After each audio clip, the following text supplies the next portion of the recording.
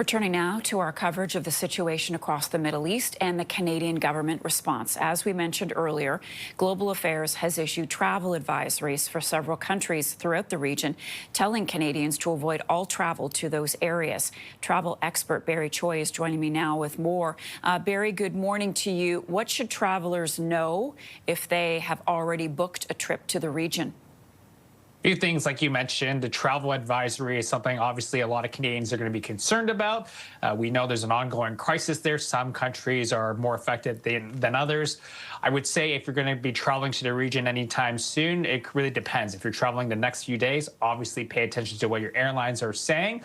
If you're not traveling for a few weeks or a couple of months down the road, maybe just take a wait and see approach. But again, pay close attention to the refund exchange policies with your airlines. What is happening with the airlines? How are they getting around this?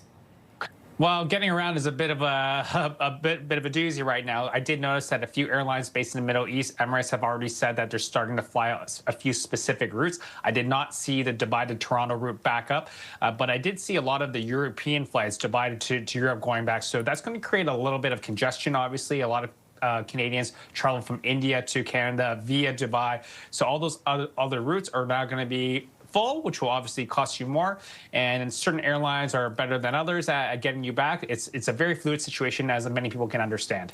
How can Canadians abroad stay safe and get updates? A couple of things you can do. Obviously, you should register with the government of Canada just so they are aware that you're abroad. But at the same time, if you're expecting an extraction, that's probably not going to happen. I think you should pay attention to what the local authorities are saying, whether that be shelter in place. And we talked about the airlines, what they're offering as far as getting you back.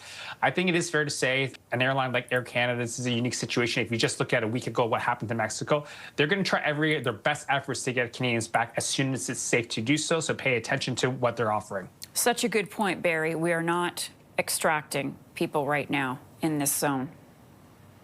Yeah, that's exactly it. You know, I think a lot of Canadians think, oh, just because I'm a Canadian, I've registered with the government, someone's going to come to my door and take me home. That's not necessarily the case. I will say this, regardless of where you are in the Middle East, or if you're thinking about traveling, you need to think about your own exit strategies if that's possible. I did see that some land borders are still open, so it might be safer to cross the border by land to a country that maybe it has not seen so much attacks as of late. But again, these are things that are happening in real time right now.